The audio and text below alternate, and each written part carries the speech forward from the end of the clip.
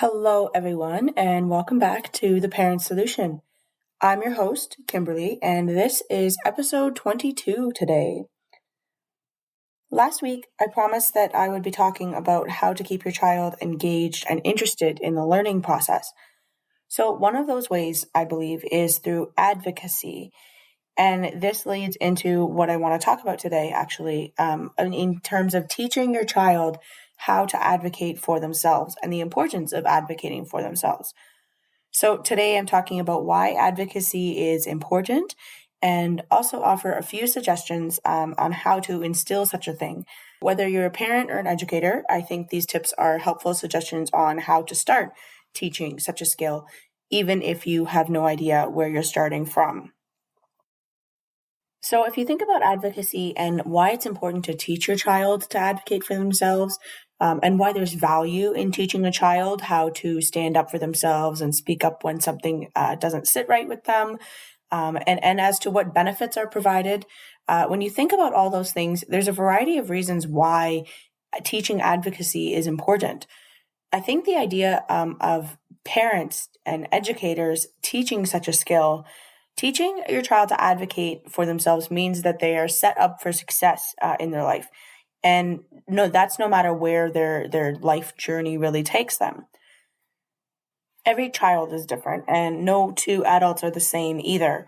But I think there's a few key traits and skills that successful people have. And true success, by the way, is not something that I think is measured only in financial terms. Self-advocacy, which by definition is, quote, the action of representing oneself or one's interests, unquote. So self-advocacy is one such trait that's found in successful people. And I think this is the most potentially important quality separating those who are and those who aren't successful. Individuals who can clearly state their own thoughts and interests and explain exactly what they need, when they need it, and how they need to get it are typically a lot better at getting what they want, at when and how they want it, simply because they are better at expressing that. So, of course, self-advocacy is not the only factor that is important in success. An individual also has to be driven to succeed as well. But without self-advocacy, there's no drive there. You can have all the motivation in the world, but if you can't clarify your thoughts or express yourself, it's much like a hamster running around on a hamster wheel. Just a quick note about self-advocacy in general. In the world today, we're often told that we should focus on others and that we should put the needs of the collective above the needs of the individual. Don't even get me started on that one. But we're told that self-advocacy is, in a way, selfish. And I don't think anything could be further from the truth, because while the value of people as a whole sort of integrated community is necessary, I think, for communal strength and life, it's definitely important to build a society of thoughtful and considerate human beings as well. But I think it's far more important to have disciplined self-advocates, because here's the catch. If you have these disciplined self-advocates who are, by their nature, intellectually strong and capable people and mentally fit, the rest just falls into place. Because people who practice self-advocacy are also, in general, driven and confident and logical people. They're people who get things done. They're not people who fail to take action because they are afraid to. All that being said, I have 3 suggestions that I think will be very helpful in terms of starting on your self-advocacy journey, or perhaps encouraging it. My first one would be to teach your child to communicate without any exceptions, or what some people might say is no holds barred. Now, that sounds really easy, but it's much harder to put into practice because communication is a skill that's really changed a lot over the years. And there's no real person at fault or no real thing at fault. Perhaps it's the rise of technology. It could be the increasing distance that's put between parents and children. It could be within the educational space itself, because everything now has to have a proper label. And many people have become afraid to say something for fear that it's not, quote unquote, politically correct. And I believe that fear is an integral part of what's driving a lack of communication, as well as those other 2 factors. So helping your children to grow into self-advocating individuals or individuals with a strong sense of self-advocacy means that you have to teach them the importance of communication. This value of teaching your children how to have open and honest and respectful conversations, respectful being the key word here, about the tough to talk about things in life. It's really fundamental to raising these people, these human beings that are, we hope, going to be independent, logical, and mannerly. I can speak from experience on this one. Far too often, there's people who are even fully grown adults who shy away from uncomfortable conversations. And while there are always things that we don't seem to want to talk about, or there may be a list of sort of topics we don't want to cover, that list should be fairly short of taboo topics between each other.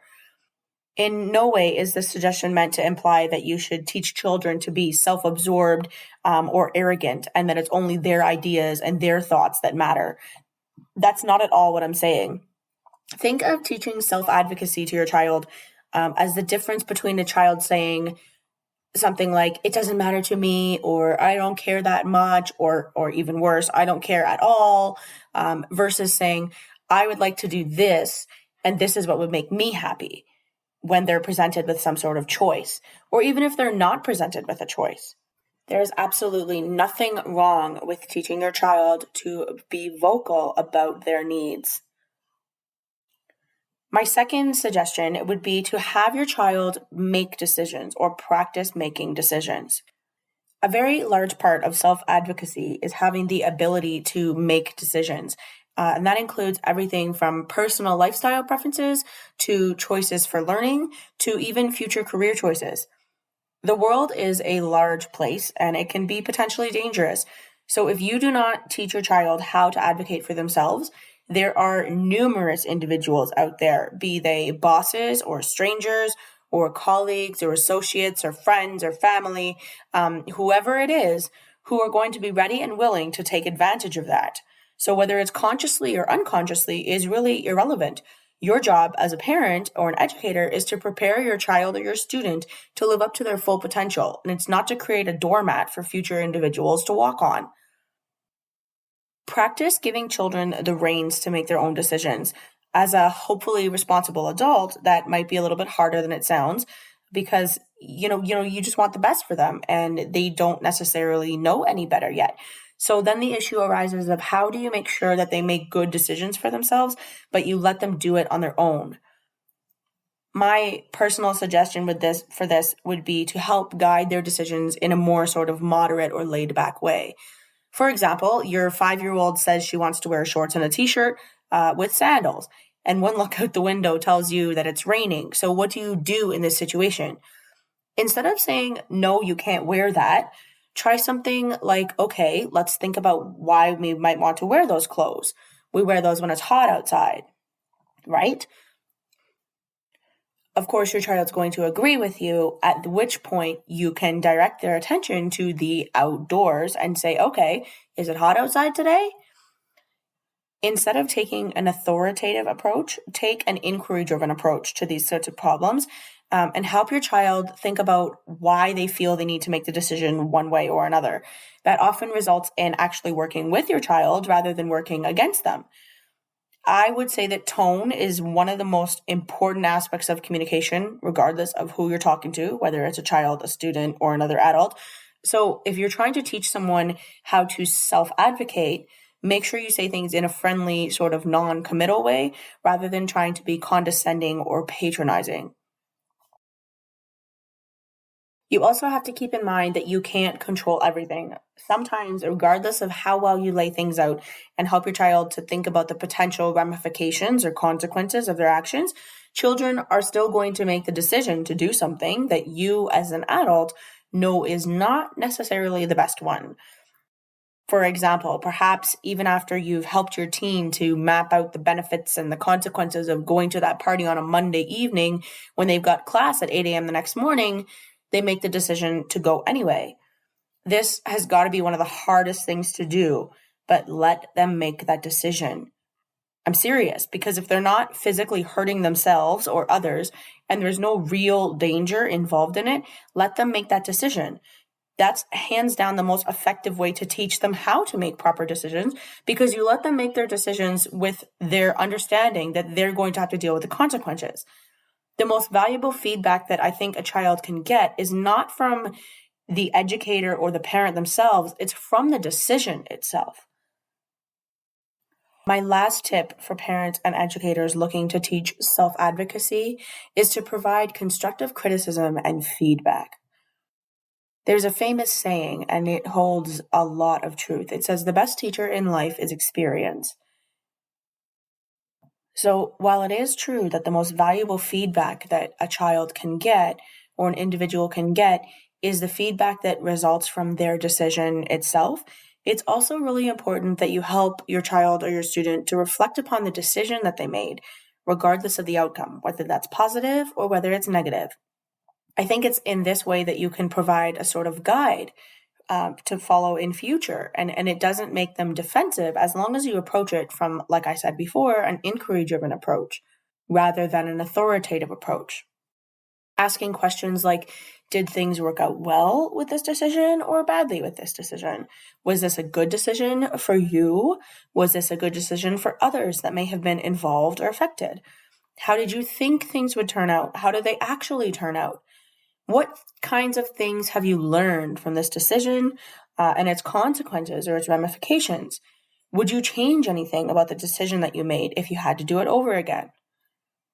The types of questions that you want to ask here are questions that reflect upon the decision and the consequences or ramifications. The most important part of these questions is actually allowing your child to speak, not imposing your own thoughts upon them. If you give children the chance, you might be surprised at how responsibly they view things. If you must provide some actual verbal guidance as a prompt, do so in the form of questions. Keeping your questions open-ended and allowing a child the freedom to work through their own boundaries is the key to providing a solid base for developing and nurturing a confident self-advocate. Those are my top 3 suggestions for teaching self-advocacy to a child or even to an older individual who's not yet learned this important skill. I hope that you have found these suggestions helpful or insightful.